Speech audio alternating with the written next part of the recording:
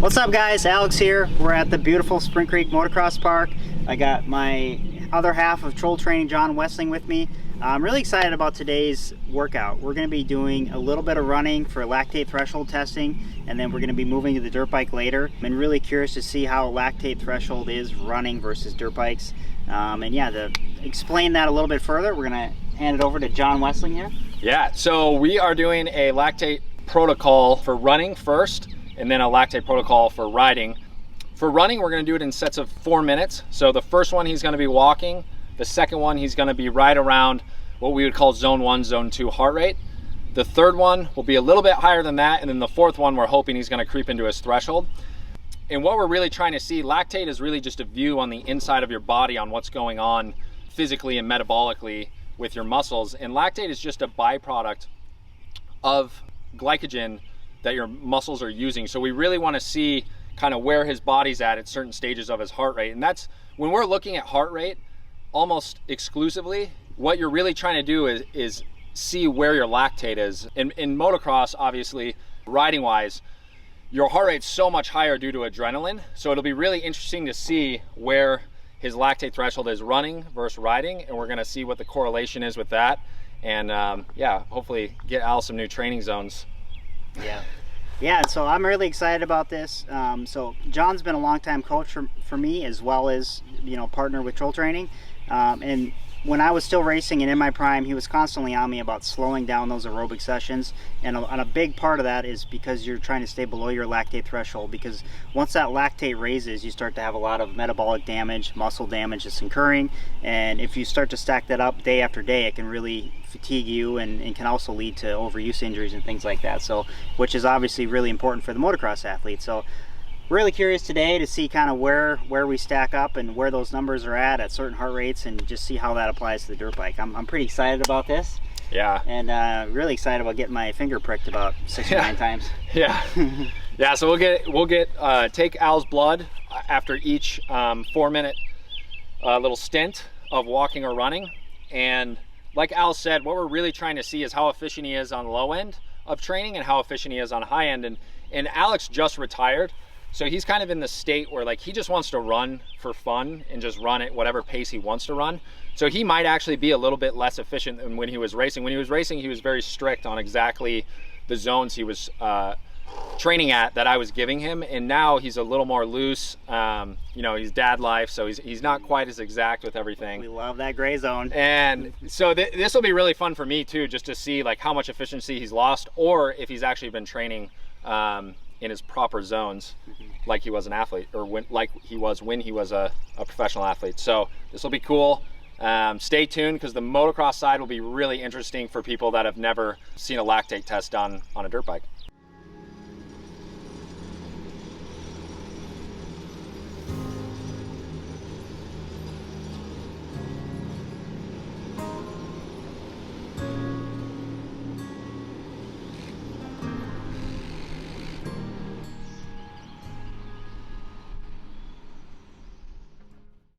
Let's use the left finger, because You tell me. my when I crashed at Anaheim 2 and Ferrandis' bike hit me, my fingertip's still like all messed up. I have like a scar right there. Well, use whatever finger is. We'll use the left. You're not going to use a lot. Yeah. Well, it's like still numb actually. All right, this one. Yeah. So what we're doing is just cleaning his finger off. If there's any sweat or anything, it'll yeah, that was a good one.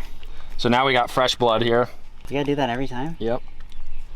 And then we're gonna get it right in the lactate meter. You'll watch it slide in. I'm so fit. Now we have, hold that. I haven't even done anything. We got 9 seconds. Yeah, we'll see what his lactate is. He might be a little nervous just standing around. We're sitting at 60 heart rate right now. All right, lactate at 1.6 to start. It's not really that accurate. It doesn't really matter right now. It'll actually fluctuate a little bit. He'll go walk. It might fluctuate up and down just a little bit until his body realizes that he's working out. I'm surprised it wouldn't be at 0.0.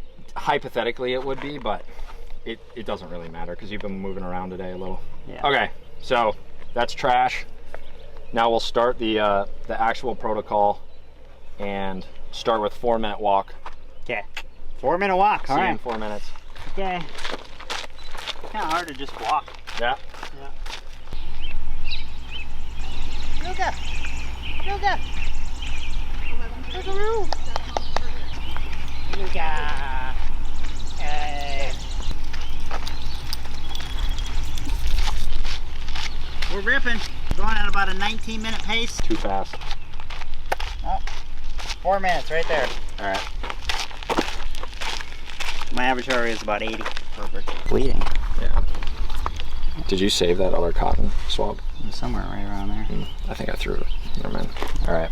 Ready? I think I went 0.2 miles in 4 minutes. That was bad. That was my fault. No, that was good. bad. We got one. You're not gonna do it? You want to get fresh blood. Oh, okay. All right. Like a doctor. So keep your watch going. Hold that and keep that, and then 4 minutes. 4 more minutes? At 1:30. 1:30. So Yep. now I can jog? Yep, 1:30 though the whole time. So the first one he was 1.6. This one he's 1.1. What we're really looking for is as long as he's under 2 millimoles, you'll kind of fluctuate when you start these protocols most of the time. So he might actually ramp up a little higher and then drop again. Everybody's a little different, but anything under 2 millimoles is he's burning essentially pure fat as his fuel source. So once he gets over 3 millimoles is when he starts getting into anaerobic threshold, starts burning a little bit of glycogen. So this one will be interesting because that was only 1.1. That's pretty much money, right where he wants to be at. This next one, we want him under 2. If he's not under 2, his dad training has not been that efficient. So we'll check it out.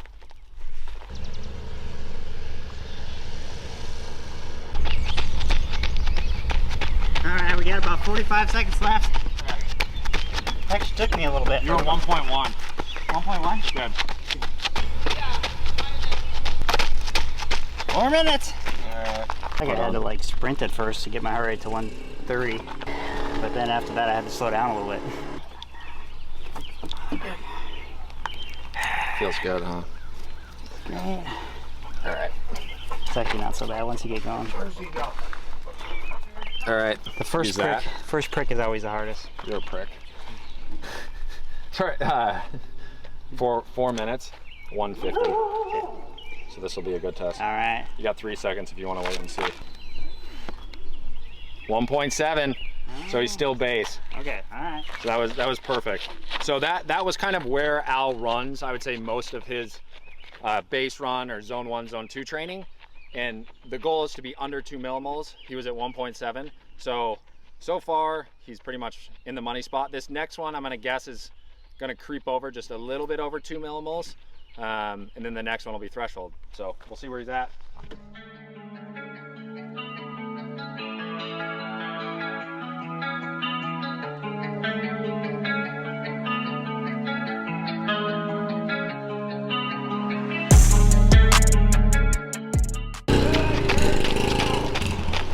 All right, how was that?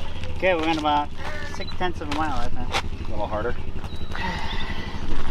Creeped up to 155 there at the end. All right, so this will be interesting. This will basically see a window of your easy training, because this is kind of where you train between 130 and 155. So now, Retired life, you love that gray zone. we'll see. All right, we're good. Oh yeah, look at that. It's like a fountain. We got It's a fountain of troll blood. all right, same thing. So 4 minutes now, 170. If you don't go over like 5.5 millimoles, I might have you do one more on the. This one should be right over 2. You're breathing kind of hard though. This might be a threshold. Ooh, big Al. 1.6? He's still base. All right, so this will be good. So you need, 174 minutes. Okay. We'll probably do one more after that. That was good.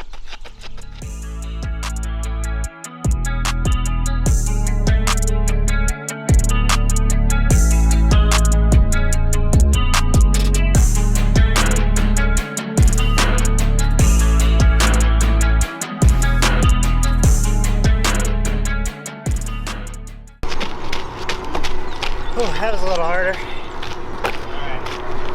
Feeling the heat. God, it's hot today. Whew. Did John say anything about the air quality? The air quality is not good today. Yeah, it's not good. That's why we're gonna try to stay under threshold, just so He's not ruining his lungs. The Canadian wildfires. Not good. They're screwing us over. The worst part is I'm just bad at pricking you, so. All right, this is the threshold. I want to see what this is at. This is the real moneymaker, and I messed it up. Oh, perfect. All right, hold that. Just give me a sec, because this will decide if you're doing another one. What is the threshold? Like 3 to 5. So if you're like right at 3, we'll do one more. 3.3. So he's just starting to get to threshold. He's just breaking into what you would call anaerobic threshold, and he's burning glycogen. So I'm gonna have him do one more, try 175, 180, and we'll try to get him over the 5 millimoles. Once he goes over 5 millimoles, generally he's fully anaerobic. So this will be a cool one to see if he can go over 5. All right. So 175, 180. Here we go. 184. So Al is on his last leg right now. We're trying to get him to go completely anaerobic over 5 millimoles. Something to keep in mind, it's pretty humid here and pretty hot. There's not much airflow. So what's happening is his blood lactate is pooling right now in his body, and it's a lot easier to get it high than if it was cool out. If it was 50 degrees, low humidity, he might actually be able to run a little bit faster at the same heart rate to keep the same lactate. So this is kind of something to keep in mind if you're training in super hot conditions. Especially in Florida, you know, it's really not the same as training somewhere cool and nice out. So if he pools over 5 millimoles, he did this one right. I think he will. And this will be cool to see him go completely anaerobic. Whew. All right, last one. Almost 3/4 of a mile. That one kind of hurt a little bit. They're all pretty easy up to that one. So you can tell too by Al's breathing right now that he's clearly anaerobic. We'll see how anaerobic he really is. But it's very obvious when you're breathing this hard that you've gone anaerobic. I figure it's gonna be a sausage by the end of the day. And we don't really want him to go much over threshold just because the air quality is pretty bad. So, all right, last one, see what we're at. Whew. I'm gonna go 6-1. I'm probably way off. Oh, 7-9. Oh. So he's clearly anaerobic on that. Yeah. You can tell by the way he's breathing. So this means right now, he's got about 60 minutes of glycogen. This is all hypothetical. About 60 minutes of glycogen at that pace, and he'd bonk out completely. So as he can probably admit, that's probably pushing it even. You know, probably 30, 45 minutes at that pace is probably your max. Yeah, so when I did the LA Marathon back in March, I averaged 170 heart rate, maxed at 179. So according to this, I really never went anaerobic. Probably till the end. Yeah. Yeah. Till the very end. Yeah, which explains, you know, like 170 was fairly comfortable for me. But you think about that, that's 3 hours. Yeah. So yeah. This is a really cool, like, in-depth analysis as to what's going on in my body. So yeah, big thanks to John for coming out and poking my finger about 15 times. He won't be able to use the clutch for riding, but we're a middle finger kind of guy. But yeah, that was super cool. We'll get the cool part about this now is it's all on the same day. So we'll give him a little bit of rest, let his lactate levels drop, let his heart rate drop. He'll get geared up, go ride his dirt bike, and we're gonna try to see if his heart rate running will correlate with his heart rate dirt biking at the same lactate. I know from experience it's not gonna happen, but it'll be really cool for you guys to see, you know, exactly what that looks like from riding a motorcycle to actual running. Yeah.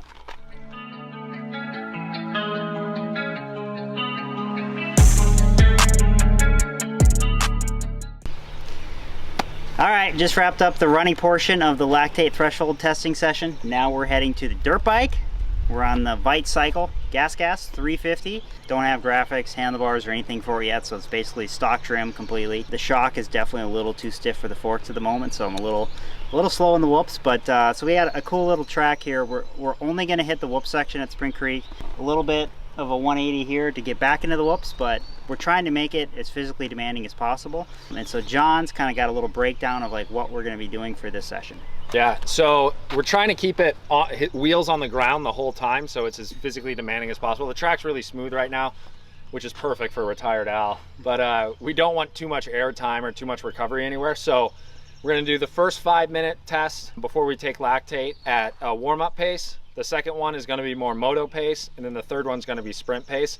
And we're gonna check his heart rate to his lactate and see what the correlation is between running and moto, and hopefully get some good data. And he's also going to be doing my lap times, so that way we're going to see kind of warm-up pace, moto pace, and sprint pace, what lap times. So it's going to be a little bit dry out here, so typically when you have a track that's dry like this, it's hard to get intensity, but we're hoping that by just staying in the whoops today, we'll get the intensity up. And I haven't been riding a whole lot lately, so it shouldn't take too much.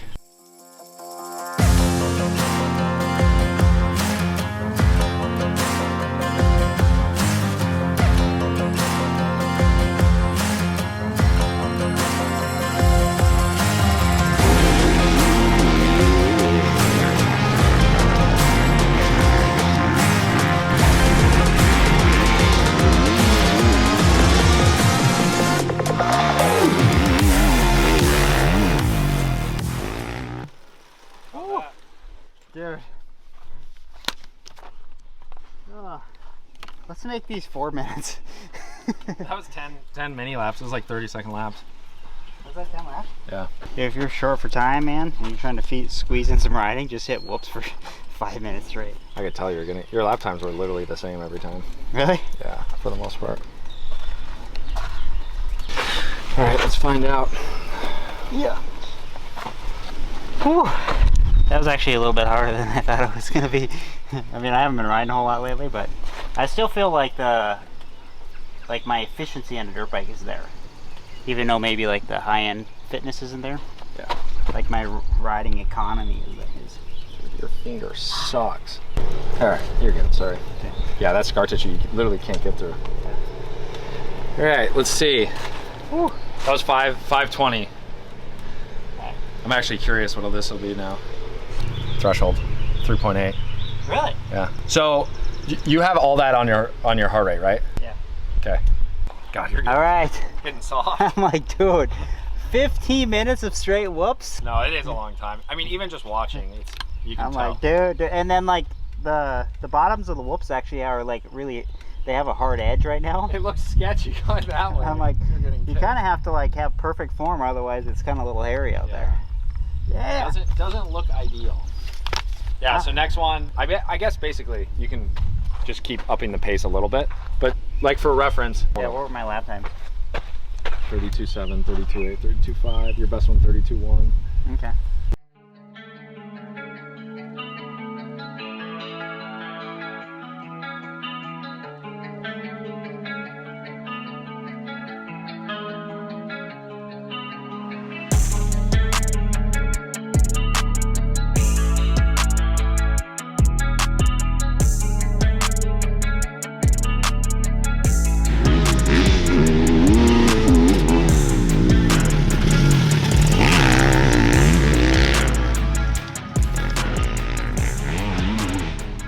How tired? Oh, dude. You started collapsing going into the last like 2 laps. I'm like, come on. Here. Oh, that was funny. Dude, I was only at like I looked at it, just was at 170 heart rate. That was pretty funny.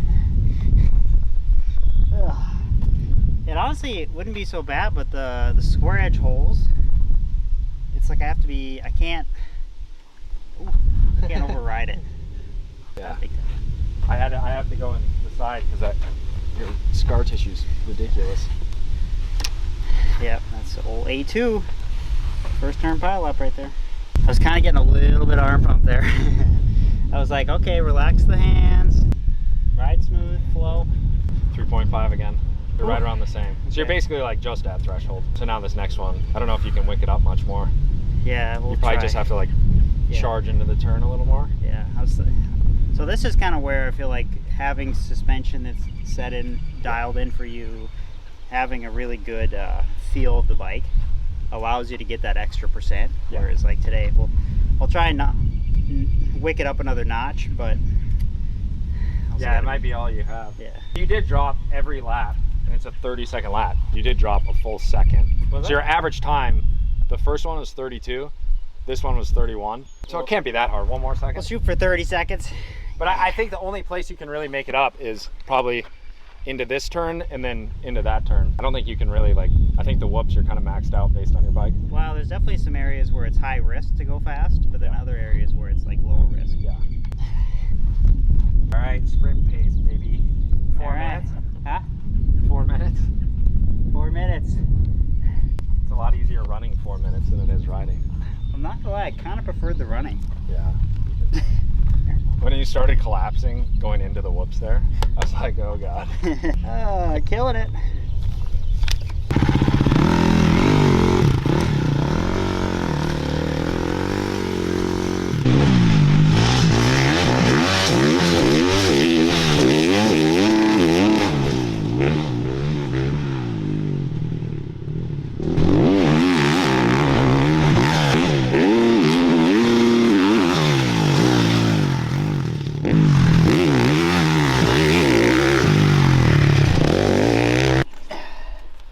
About a second faster average every Hey, session. so I gotta say, this will be kind of an interesting, this could be like video the gears to arm pump, because I was kind of keeping it at bay, and then in that one, full arm locked up. Yeah. So I'm curious to see what this number is. I was about 10 beats higher. I think I was 180 when I pulled off the track. Retired life is great. Best retired life ever. Instead of Phil Guyman's worst retirement ever, it's the best retirement ever. That is the last one.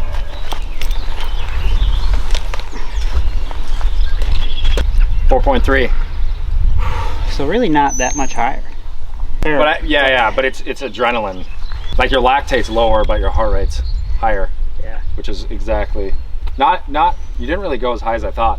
But I think if you were like fully training, you'd be obviously much more efficient, and then I think also too you could push harder if you had a better bike setup. Well, I definitely think, yeah, because I mean, if you could feel my arms right now, they're actually pretty rock solid. Guy rides for 13 minutes. And like the last 2 laps, I was kind of like a little bit sketch balls out there. Well, you're a little bit slower, you know. But I will say, there's something to be said about, like, I feel like almost everybody struggles with arm pump. And at some point, instead of being like pissed off and disappointed in the fact that you get arm pump all the time, you learn to ride with it. I feel like that's the big thing too. Yeah. Well, and I think it's indicative too of like what your body is going through when you had arm pump versus when you didn't have arm pump. And your speed, it's really not that much of a difference. Obviously at the absolute highest level, it makes a huge difference. But I think for like the average weekend warrior, like you can ride pretty efficiently with arm pump. Yeah. If you do the right things and take the right lines. Like I don't think it's like your lap times were faster with arm pump. Yeah. That was good.